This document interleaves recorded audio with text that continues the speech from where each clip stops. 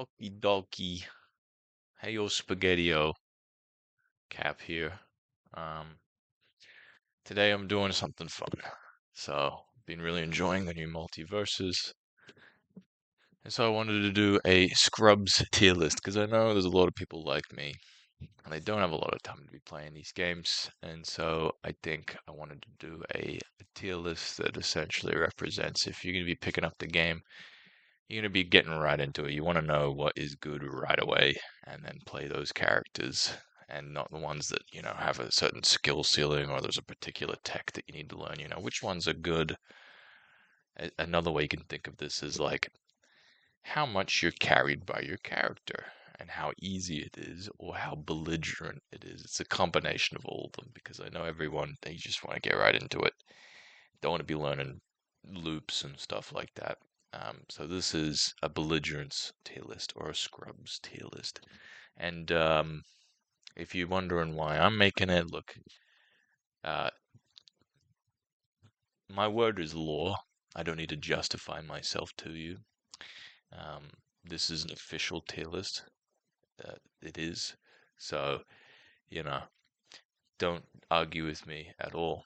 So that's all I gotta say about that. But if you do care about my credentials, I played in the alpha, I played in the closed beta, I played in the open beta. I'm playing now. Um, I was decent. Yeah, I think I'm still 0.3% top Taz players, but I stopped playing Taz towards the end. I started playing Stripe, but I quit a couple months before it went down because the online was really bad. But anyway, if you're looking to get in, I know you scrubs like me don't have a lot of time, so I'm just gonna give you the S tier number one pick. It's Wonder Woman, and it's not really close. This is a character that you just pressing a button in any direction, special or normal button, and as soon as you're pressing this, it doesn't really matter. You're pressing the right button. Just think about it. You're above somebody, you're either hitting that down air button or you're hitting the shield button, and that's gonna let you land safely. If someone's to the side of you, you're either pressing the forward attack button, the jab, or the shield, or the big punch, and that's probably the right button to press as well. And then you can see that across the board, she just has really strong options that kind of beat out whatever the most of the cast has that are really strong, kills really early, has great range, has some of the best hitboxes in the game. So she's just your best pick right off the bat. And I recommend anyone who's picking her up. If you're just getting into the game, you don't want to get too into it, you just want to play around with some combos and stuff, she's great. And she's likely going to continue to be great even after the lasso nerf. And then next on the list is Jason. So Jason's a solid B tier. B tier. Because you're going to get dunked on by anyone who's decently good, but this guy does scrub stomp pretty hard. So, like, if you're just jumping in, he's got some big, hard hitting moves. And he is really funny and fun. Scares people because he lives forever. You're allowed to make a lot of mistakes at the scrub level, but your opponents aren't because you hit so hard. But at the end of the day, he's just a worse Wonder Woman in a lot of ways. So um, if you like him because he's cool, which he is, absolutely pick him up. But not much more to say than a lot of people will say like he's really difficult, especially it's true at the high level. But if you're just coming in to stomp some kids, he's solid B. And then there's number two, of the Scrub Kings, which is Banana Guard, to nobody's surprise. This guy's got a spear, which it really feels like he's got a spear. He's got great range on all of his moves. He's pretty belligerent when it comes to just throwing things out and them hitting. He's got um, really hard hitting moves, so you don't have to worry about mastering a series of combos or anything like that. You're hitting 3 or 4 times and the guy's dead. And if you do want to learn some combos because you're just like putting in some time into the game, great. Like he's really good for that as well. He will, you know, carry you into the upper echelons of play because he does have combos and they're pretty straightforward. And he's got a solid game plan with his charge and his spear. And half the time you'll put out a move and it'll just hit. So, like, lots of room to grow into the top tiers, as well as lots of room to just spam good options and win. And, talking about spamming good options, let's talk about the Joker, baby. The Joker's really good. Um, it's any button you press is the kind of right button kind of deal, similar as Wonder Woman. All of his moves basically kill, um, and they all have great priority, and they all allow him to on the map really well. He's got fantastic combo ability, and zero to death you um, off of a couple of jabs. And that's the thing, right? Like he's got all these great moves. Some of them are a little bit more niche, so he doesn't fall into the same sort of categories the Wonder Woman and the Banana Guard. However, um, he does have a lot of stuff out of simple moves. It's like you get that up attack, which you can get out of jab, then you can get an up air, and you can get another up air, which can lead to balloon, and then they're dead. Right? He's very simple, really strong attacks, and he's never going to really be struggling in any aspect of the game. Right now, his kit is pretty straightforward as well. He doesn't have a lot of like jokey stuff. All of his moves are jokey, but like the mechanics are all pretty straightforward. And then he's also got, like Banana got a lot of room to grow if you want to put more time into him. It does cost 6,000 character tokens, but you just pull out your mummy's credit card and buy one, or just save up because he's probably going to be a worthwhile investment. Very straightforward kit means he's likely going to be strong unless they hardcore nerf him. Marvin's a C tier. Marvin's the easiest C tier in my life. His character just shits out a lot of stuff. A lot of it does niche things. I know a lot of the Marvin mains are going to be like, he's good. He's really good, actually. But, that might be true. But first of all, um, he's not that straightforward. He's got a lot of like mechanics that interact with each other, different ways to bring out different projectiles. Um, yeah, he can be good, but he definitely has a bit of a learning curve um, to try and understand him. He's not one of the more straightforward characters. I'm not saying he's overly complicated. I don't think anyone in the cast really is, but he falls into the C tier because he can be good, but if you just put him into the hands of anybody, he's going to really struggle, particularly against some of the stronger characters. Little Mowgli, aka um, Glizzy, Glismo. Do I put him in S? No, I put him in A. He's really good. He's got like the best projectile in the game with his little arrow, and he's got fantastic car, all these umbrella. He's quite belligerent. He doesn't have to care about what you're doing most of the time. But does that really make him S tier? No, because I feel like out of these guys, he has some clear drawn weaknesses and some like learning curves that you have to get around. You have to start learning how to use Arrow in combos and mix up with, your other characters. But don't get me wrong, he's AT, still incredibly belligerent. If you're playing this character, my tip to you, if you want to just start ignoring whatever your opponent is, lots of Arrow, lots of up air. And then you're going to really start taking games because that particular up air move is just totally BS. I think it's bugged at the moment where if you dodge the first hit, you can still get hit by the second one. Just insanely good. And if we're just talking about tier lists of power level, and potential, he's up there with these guys. But at the moment, he's just A tier because he's not a plug and play. Um, Black Adam, similar deal.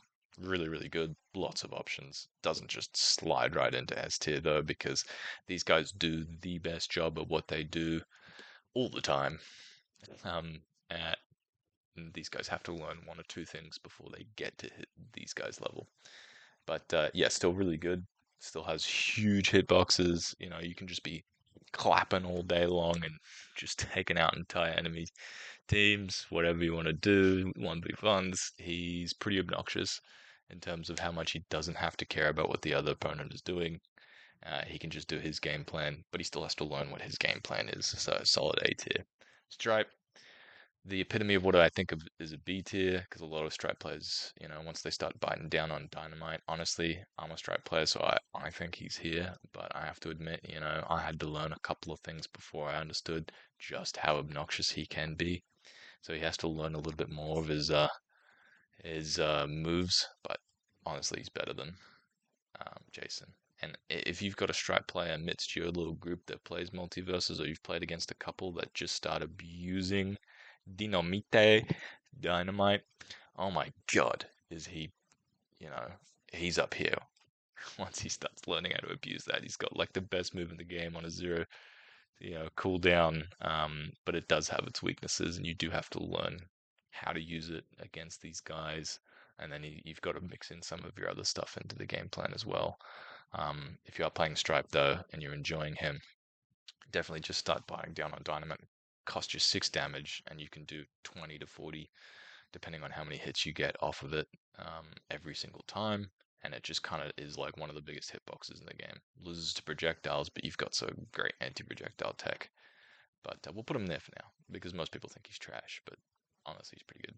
Rick, ooh, lots to learn. Not a belligerent character at all. It can feel oppressive, but you definitely have to learn a lot. I mean, I'm not surprising anybody here. I think if you played the game a little bit at all, most players, they just try and ski you to death. But once you play against that good Rick, you're like, come on, let's just play another game so I can actually learn this matchup. And then they one and done you and peace out, because they know their character takes a lot of learning to play and to play against. And so they just get the hell out of there. So definitely down at C tier, but not quite D. And we'll find out which characters are in D later. But he's definitely good. He does have options that don't take a lot of thought, and can still be good, just like Marvin.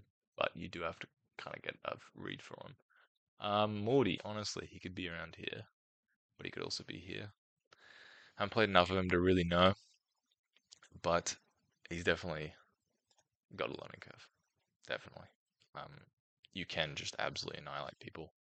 I think Morty at his best in terms of power scale, he's up in the A tier, but this is not what this list is about. Very similar reasons to these guys. I don't think I'm surprising anyone on this one either. He's not that belligerent. Takes a little bit of skill to understand what his moves do and how to use them in what situations. But then once you do, he can be really good. This guy,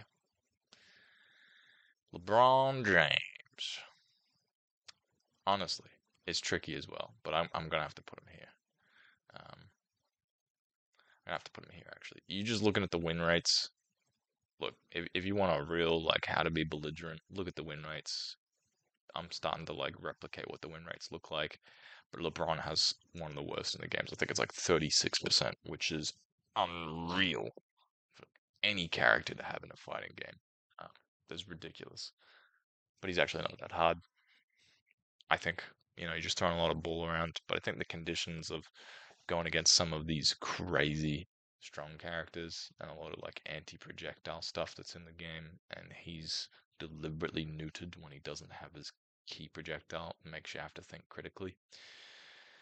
But he can be really good, and he's really fun. So I recommend everyone try and give him out, because like a little bit of thought put into this, and he's like rising up to here because he can be really good.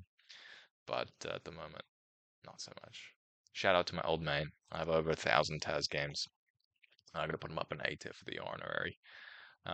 He plays pretty well. I don't think he's good, but his whole kit relies on belligerence. It relies on just not caring about what the opponent is doing and just being a plug and play. You got Taznado, you got Chomp, the neutral B or whatever it's called, then we eats ya, and you got the dog pile. Just moves designed to be good right out of the gate, and they are. Um, they have been heavily nerfed. I mean, this guy is just a shadow of what he is. It's so funny. He has been nothing but nerfed really since his release. The slight amount of buffs that he's been given over the time has just done nothing to slowly erode the depth that this character once had. But if you are playing him, Taznator, Dogpile, Chomp, your 3 best friends. And then, in particular, in this iteration of the game, you also got dash attack and you also got up tilt. Moving around with up tilt's pretty strong and it kills. But this character is just straight up dysfunctional. I wouldn't recommend him playing him over these guys, and honestly, I'd put him in B tier based on my experience. But he is kind of designed to be the belligerent character. He's not exactly a thinking man's character. He's not like, oh, wow, big brain has who's just speaking in gibberish and trying to eat anvils. Here's the D tier. Woo! Character has a lot going on.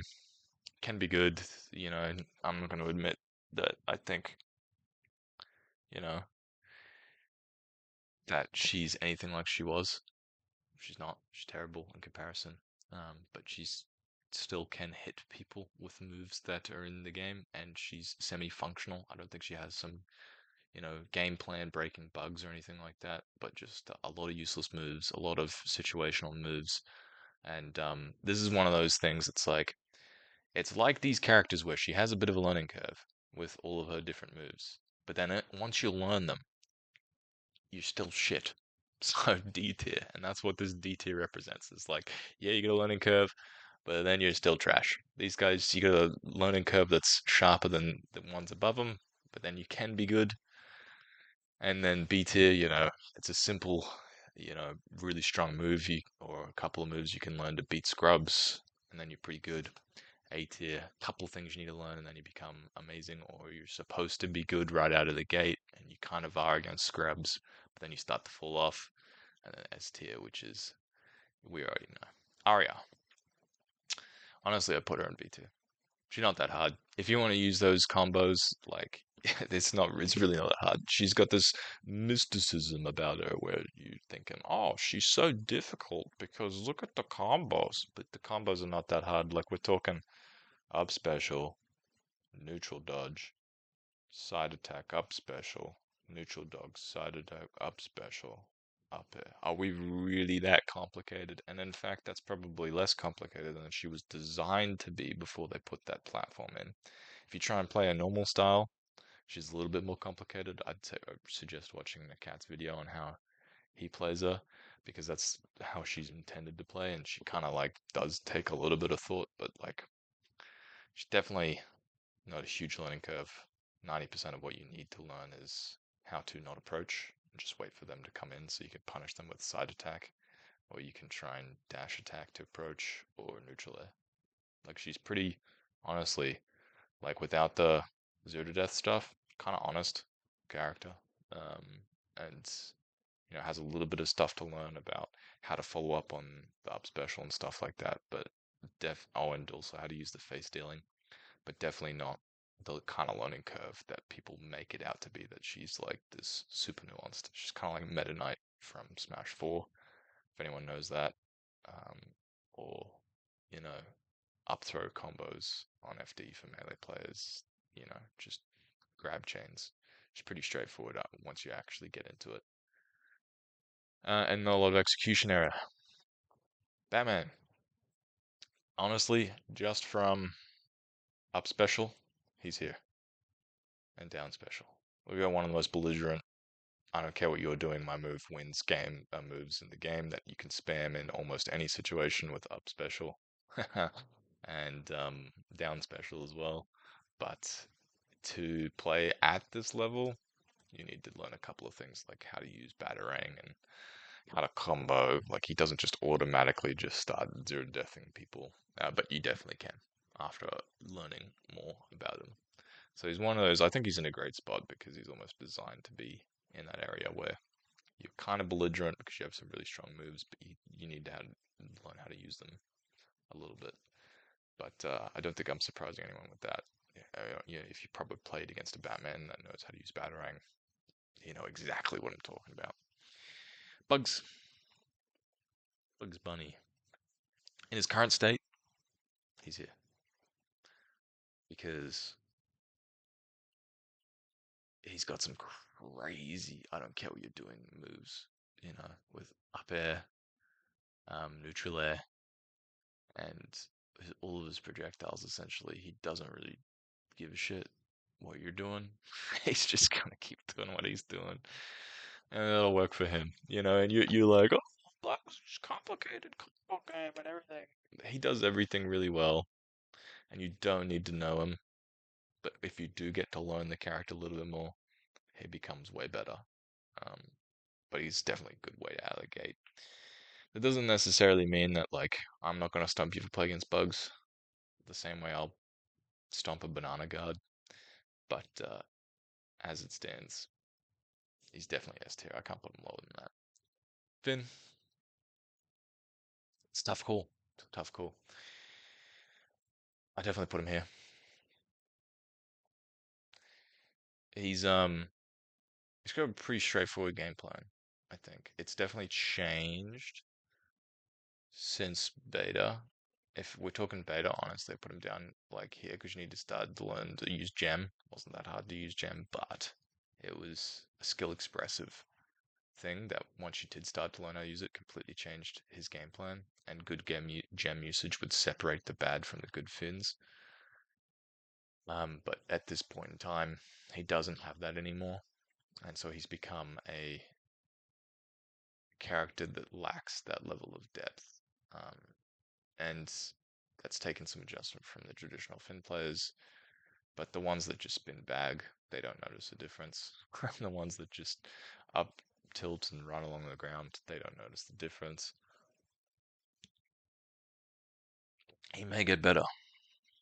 They might add some depth, but at the moment, it's a very straightforward character. That's why people say he's strong, because he still has a sword and he has a pretty solid game plan. It just definitely at this point lacks a lot of the depth that he had before. Garnet. Garnet. Definitely B tier. A lot of the complicated aspects of her are kind of overblown. She's not exactly opening the gates to the depths of complicated character design. Really, her problem is that she's got a lot of moves that just, I feel, don't really go together very well. Kind of like a bunch of different moves that have been stitched together that really don't feel like they mesh. But at the same time, I do get the feeling that she's quite a box character. And by that I mean like she's got a box or like a threat of area, where if you fall into that, she's quite dangerous. But she really struggles to get that box moving around and have quick burst options to do so. If we want to talk about the stupid like Garnet side that she can do, where she throws a little beam to the edge of the map and then she suicide tackles you to the depths. I don't consider that a real aspect of her design. It's not something that I think the devs intended and isn't going to stick around for much longer. So I'm not going to really talk about that. I'm talking about her without that in mind. And if you just consider her to be a box character, she's pretty simple. But again, like learning all those other moves that don't really stitch together very well takes a little bit of time. She can be quite decent once you get those together. But she doesn't exactly reek of being amazing once you learn her. Um, but she's pretty good. She's pretty good. You'll stomp scrubs if you play her. All right, time for the belligerent princess. Now it's really up to you whether you want to swap Joker or Harley around, depending on how much you value not being able to be hit. So the thing about Harley is, yeah, she's got some like loops that are really deadly that you could argue is some sort of level of depth, but she really comes off with belligerence by having amazing hitboxes, crazy mobility that just functions well into what she wants to do, and she also is straight up bugged. If you didn't know, during her turnaround animation as well as some other animations, kind of like a slide, she's basically invulnerable. Um, and there's a couple of clips floating around like that. So if you want a character that really does ignore, and I mean like ignore the rules of the game, ignore what the other opponent is doing, that's Harley. And then if you want to just explore a little bit more into it, right, and just look at her as a character without looking at that, she's got an incredible combo game that just shits out damage whenever she touches you. Massive hitboxes that does whatever she wants them to do. And by that I mean like, she got swing them out, it's gonna kill, but also like cover a landing really well. So is a forward air. And honestly, so is a down air and up air, but they also really are fantastic combo moves. And then to top it off, she just has this explosive kill game where, you slip up, miss a dodge, you're dead at 70. So incredibly belligerent. In terms of just looking at how she ignores whatever the opponent is doing and sticks to her own game plan, she's almost up here. But because she's light, and because you kind of have to learn the combos a little bit, teeny tiny bit, and you have to like understand how projectiles work, so you don't just get run over by an anti-projectile tool. She's pretty here. Jake.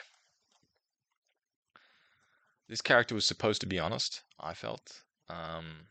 He's got a very straightforward kit. It's not a lot of like tricky combos. We're talking about the eating thing at the moment. If you learn how to do that, then I guess he's here. But at the moment, he's here. He has just such difficult weaknesses to try and work around that takes a lot of thought and learning, even though a lot of his moves are pretty straightforward and he doesn't have a serious amount of combos and depth. And that makes him difficult because he's not supposed to be deep, but he ends up being deep and just learning how to not get your shit stomped in. And then once you learn that, he's still really not great. So he's alongside Velma in just the bottom there. Rain Dog. Pretty straightforward. Got a couple of interesting moves that you need to learn how to understand how they work to be able to properly use him. But he's not exactly blowing people's pants off once you do learn him. And compared to some of the levels of belligerence that we're looking at above, you can say that that has depth. And it's not spiraling him to the top of the win rates once you do learn it. So he's around here with some of the honest characters and some of the characters that, take a tiny bit of learning and then they start to be able to play in the A tiers and the S tiers. Shaggy. He is the definition of an honest character, I think, if you're not counting the loops. He just sort of plays how I think the engine wants to play. And by that I mean it's like the character that's designed to be the Ryu or the Mario, where he makes use of all of the different mechanics in a pseudo fair kind of way. But um, you can learn new things and be really good at them, but at the same time, he's not at the level where he just ignores everything. Honestly, put him up here next to Taz, because he does have a level of belligerence where he's supposed to be good at every level, really, and that's where I feel like he's fair at A tier. Because at the scrub level, you can just be side kicking like crazy. He's not quite as good as some of the other side specials that you can do. But then at the top level, he can also compete as well. He's the perfect character if you want to pick somebody up that's always going to be good and always going to be skill expressive at whatever level you're at, but also, you know, simple. Great. Easy as. Keep it short. Stephen, obviously there's a lot of a learning curve here.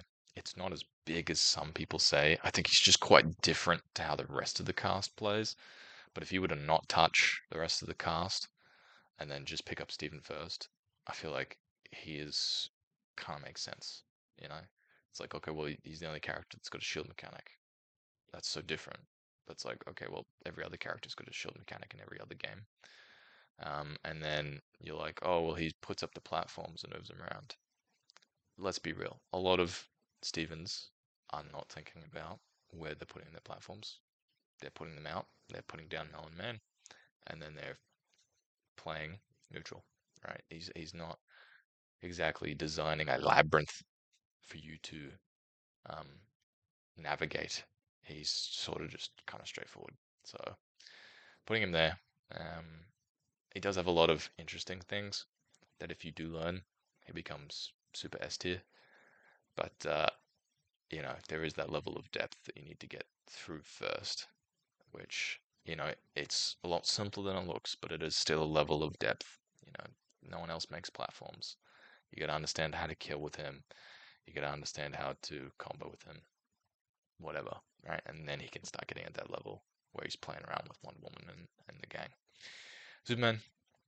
Now it's interesting. Most people who are looking at Superman will probably be like, "Wow, he's here. He's like the king of belligerence." I don't think so anymore. I think he is belligerent and he's designed to do so, but the dodging mechanics and how the burnout works in this game, he's definitely fallen to A tier. Because he's still supposed to be moving around like he's fast if you want to play the game with the big boys, in which case you need to be burning meter. And if that's what you're doing, then you're going to be losing armor on your super armor. on all of your armor attacks. And they've also slowed down some of his other specials. They've taken away the amount that you can throw in different directions. So you actually have to think about it like, oh, I can't just throw them off of the top or down anymore. You can't just come up with these brain dead simple plans. You actually have to fight like some of the Supermans in the beta were doing. And that means that he has slightly more depth. And he's also not amazing at the moment. He's not just like ignoring whatever the hell you're doing. Kind of has to think about it. Once he does open you up, though, his plan becomes incredibly simple. And he's just sort of like trying to spam some strong options. So he is like next to the Taz there in terms of belligerence. But I would say he gets edge over Taz because his moves are quite good once he does actually open you up. And then there's Tom and Jerry, which I think I'll surprise you guys. He's up here. Maybe not. He's good. He's good once you learn him. I don't think he has a huge amount of depth. I mean, I think I see a lot of Tom and Jerry struggle to play him, but the key to the Tom and Jerry, if you're really struggling, is Jerry. Use Jerry a lot. That is one of the strongest projectiles in the game that can kill. It does a lot of the things for you. Um, and then he becomes a simpler character where he's sort of like also ignores what you're doing a little bit because he's got some great anti-projectile tech with his reflect, and he's got great kill options in terms of his up air and his down air. They're just like really strong, really disjointed moves. Um, but yeah, you do have to learn a little bit about like what the hell Jerry is doing in some of the moves, and he's got variants on his moves on whether he uses them in the air and on the ground, and so you just have to kind of like learn what they do and what situations to use them in. So yeah, he's got depth, but then once you get past that depth, he is really good. But that's it, I think. Yeah, no more at the bottom. Again, I said this is official, so you can't argue with me at all. Don't even try. But if yeah, you're a scrub, let's say like me, pick up Wonder Woman. You'll get into the game and start playing with the pros in no time. After that is Banana Guard.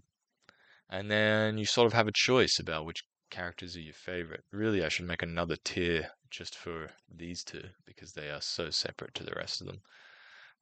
But I'll just leave them there for now because I don't want to underrate how belligerent these guys are either. Yeah, if you main any of these guys at the top, yes, you're carried by your character, 100%. And there are people in this tier that you're carried by your character as well. You're not that good. Your character is though, and they have a very simple game plan that requires you to have a diet of crayon and chalk. But this game's not about as much having depth as it was, and that's fine. And yeah, I reckon these guys they're gonna start to take games in singles and doubles tournaments. Maybe not Jason, but the rest of them. They've got some depth that is gonna help them get up. Same with these guys, but not these guys. From what I saw from Agent Smith, it's pretty simple. He's probably around here, but he's not quite here yet, so we'll just leave him down there. And yeah, that's it. Cheers.